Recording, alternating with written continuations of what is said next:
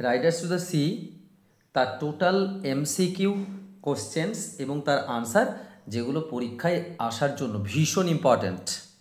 চলো আর দেরি না করে শুরু করি আজকের ভিডিও। ওয়েলকাম টু দাদার ক্লাস ঘর। দেখো প্রথমেই একটা দিয়েছে ম্যাচ, অর্থাৎ কলাম এর সাথে কলাম বি তোমাদের ম্যাচ করতে হবে। দ্য সি কোনটা? The Maurya's expression of grief. আর দেখো the absence of her sons use of local dialect. তাহলে দ্য সি কি রিপ্রেজেন্টস করছে? দ্য সি হচ্ছে the sea signifies the relentless forces of nature and fate. তাহলে একেরটা হবে বি। কোনটা দেখো? একের বিতে দেখো দুটো আছে, অর্থাৎ এ আর সি। তাহলে তারপরে তো আমাকে পড়তে হবে।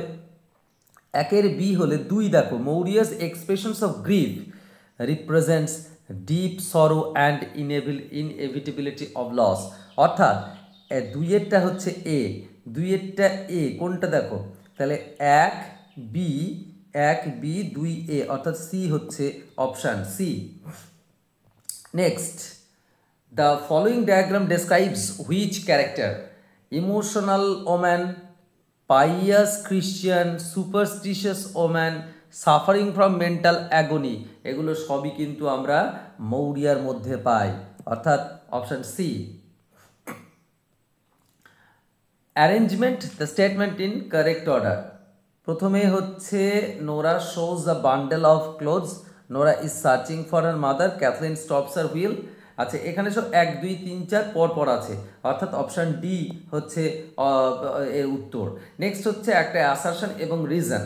অ্যাসারশনটা Maurya could not give the bread to Bartley, হ্যাঁ দিতে পারেনি। আর Maurya saw the grey pony behind Bartley. তাহলে নেক্সট বলছে যে মৌরিয়া দিতে পারেনি, তাহলে দুটোই কিন্তু সত্যি, অর্থাৎ এটাও সত্যি এটাও সত্যি। এইবার বলছে যে R is the correct explanation of A, R is the correct explanation of A. R কি এর এক্সপ্লেনেশন নাকি আর ইজ নট এক্সপ্লেনেশন? তাহলে মৌরিয়া যখন দেখলো যে বার্টলেকে দিতে, তখন তাকে গ্রে পনিটা পিছন থেকে আঘাত করছে, আর তার জন্য সে কিন্তু দিতে পারেনি। হ্যাঁ, তার জন্য সে কিন্তু দিতে পারেনি। তো এইটা কিন্তু অবশ্যই আমরা ধরে নেব না, এর আনসার হবে R is not the correct explanation of A, অর্থাৎ বি অপশনটাকে নিয়ে নেব। Statement the relationship. বলছে there is a great roaring in the west, ওয়েস্টে বিরাট একটা রোরিং হচ্ছে। And it is worse, it will be getting when the tides turn to wind. যখন বাতাস আরও বইবে তখন এটা আরও খারাপ হবে, ঠিক আছে? তাহলে রোরিংটা হচ্ছে A is the cause of B, বা সরি মানে বি, এই যে worse is the cause of A, এটা কিন্তু হতে পারে না, অর্থাৎ আমরা বি অপশানটাকে নেব, অর্থাৎ A is the cause of B. Next, in the sentence, but in this place it is the young men do be leaving things behind for them. The word them মানে কি? ওল্ড প্যারেন্টসদের কথা বলেছে, old parents. আর একটা কথা বলে দিই, তোমরা এখনও যারা এই টেক্সটটা ভালো করে পড়োনি, আগে টেক্সটটা ভালো করে পড়ো। আর আমার একটা ওভারঅল আলোচনা আছে, ডেসক্রিপশন বক্সে লিঙ্ক দেওয়া থাকবে, তোমরা আলোচনাটা শুনে তারপরে আনসারগুলো করতে এসো। এবার অ্যারেঞ্জমেন্ট দেখো 7 নম্বর প্রশ্নে। Maurya advised Bartley to postpone his journey, Michael the fifth son of Maurya had been drowned. আচ্ছা, the village priest gave Nora bundle clothes, Catherine was preparing. আচ্ছা, প্রথমটা হচ্ছে 3-এরটা 1 হবে, প্রথমেরটা 3-এরটা 1 হবে, ওকে 3-এরটা 1 হবে, এটা মাথায় রাখবে। কোনটা আছে দেখো? বি, তাহলে বি হচ্ছে আনসার। আবার ম্যাচ বক্স বার্টলে। আচ্ছা, প্রিস্টের কথা তোমরা নিশ্চয়ই জানো যে almighty God won't leave her destitute son, তাহলে প্রিস্টের কথাটা হচ্ছে এইটা, তাহলে 3-এরটা বি হবে। 3-এরটা বি কোথায় আছে দেখো? 3 বি হচ্ছে 1-এরটায় আছে, অর্থাৎ এ হচ্ছে আনসার। এইভাবে তোমরা খুঁজবে, যাতে সহজ যেটা সেটা থেকে আগে দেখে নেবে। Pick out the false statement. Maurya was bereaved mother, true. আচ্ছা, এটা সত্যি ছিল। মৌরিয়া লস্ট হার 8 চিলড্রেন, 8টা চিলড্রেন তো ছিল না বাবা, কটা ছিল? 6টা, তাহলে বি হচ্ছে সেই false statement. What would have happened if Bartley did not go to Galway fair? যদি গালওয়ে ফেয়ারে বার্টলে না যেত তাহলে কি হতো? তাহলে সে বেঁচে থাকতে পারতো। হ্যাঁ, হি মাইট হ্যাভ বিন সেভড, সে হয়তো বেঁচে যেতে পারতো। C option. Next 11 number question হচ্ছে কারেক্ট অল্টারনেটিভটা খুঁজতে হবে। এখানে Maurya calmly used holy water on Bartley's body to prepare himself for burial, এইটা হচ্ছে ট্রু কারেক্ট অল্টারনেটিভ, বাকিগুলো কিন্তু ফলস অল্টারনেটিভ। ওকে, তো তারপরে আসছে 12টা, দেখো 12টা Nora put up three score stitches to the plain stocking for Michael. Next হচ্ছে Bartley was going with horses to, কোথায় যাচ্ছিল? গালওয়ে ফেয়ারে যাচ্ছিল তার ঘোড়াগুলো বেচতে, কারণ কি সে ঘোড়ার দাম পাবে ভালো তাই। ওকে, বার্টলে অ্যাডভাইসড ক্যাথলিন টু সেল, কি বলেছিল, কি সেল করতে বলেছিল? দ্য পিগ সেল করতে বলেছিল, ঠিক আছে, দ্য পিগ, ভুলেও যেন ওই পরের ডি অপশানটা করে দিও না। নেক্সট হচ্ছে the dead bodies of Stephen and Swan were found, কোথায় পাওয়া গিয়েছিল? দ্য বে অফ গ্রেগরিতে পাওয়া গিয়েছিল। তোমরা টেক্সটে একটু ভালো করে পড়লেই কিন্তু এসব উত্তরগুলো পেয়ে যাবে।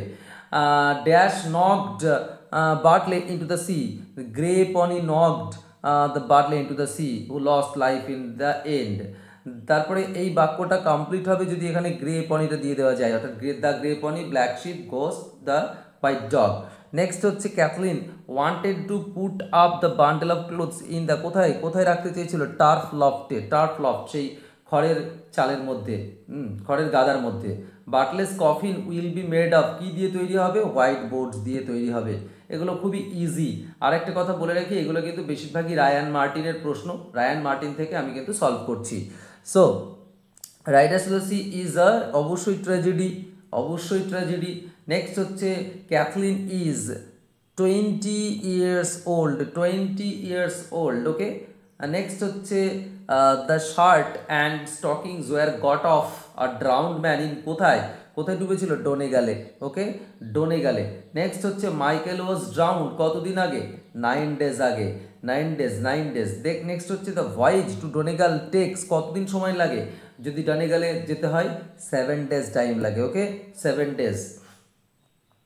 Which theme is most central to Riders to the Sea, কোন থিমটা এখানে সব থেকে মোস্ট সেন্ট্রাল? সেটা হচ্ছে the inevitability of fate and the overwhelming power of nature, okay. Next, আমি শুধু উত্তরগুলো বলে যাচ্ছি কারণ প্রশ্নগুলো প্রত্যেকটা পড়তে গেলে সময় অনেক বেশি লাগবে, ফলে ভিডিওটা অনেক বড় হয়ে যাবে, তাই আমি যতটা কম সময়ের মধ্যে যতটা বেশি বলা যায় সেই চেষ্টা করছি। In Riders the sea what does the sea primarily symbolise, sea কি সিম্বলাইজ করছে? আমরা অবশ্যই জানি an indifferent all powerful force that governs life and death, অর্থাৎ সি হচ্ছে এর option. What does place suggest about the relationship between the islanders and the environment, এই যারা আইল্যান্ডে বাস করে অ্যারান আইল্যান্ডার্স, আর তাদের সাথে এনভায়রনমেন্টের কী সম্পর্ক? The islanders can easily master, না। The isolation of this island leads to close harmonious, না। Human life is perpetually at the mercy of sea's capricious power, অর্থাৎ সি হচ্ছে option C.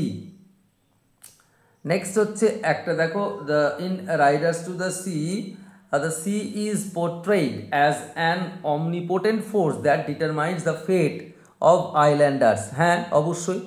R repeated tragic losses experienced by family underscore a fatalistic view of life in island. তাহলে আমরা দেখতে পাচ্ছি দুটোই কিন্তু সত্যি, এবং R is the correct explanation, অর্থাৎ এ হচ্ছে অপশান, রাইট অপশান। নেক্সট হচ্ছে 29, isolation of Aran islanders amplifies the sense of doom in the play, হ্যাঁ। নেক্সট হচ্ছে the geographical remoteness limits the escape from the, তাহলে এটার ক্ষেত্রেও কিন্তু দুটোই সত্যি, এবং R is the correct explanation of A, অর্থাৎ এ হচ্ছে অপশান। লাস্ট হচ্ছে ম্যাচ মৌরিয়া।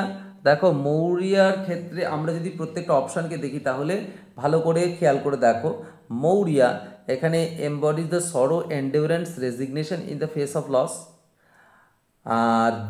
আর হচ্ছে দ্য সি কি সিম্বলাইজ করছে বলো? ডি, অর্থাৎ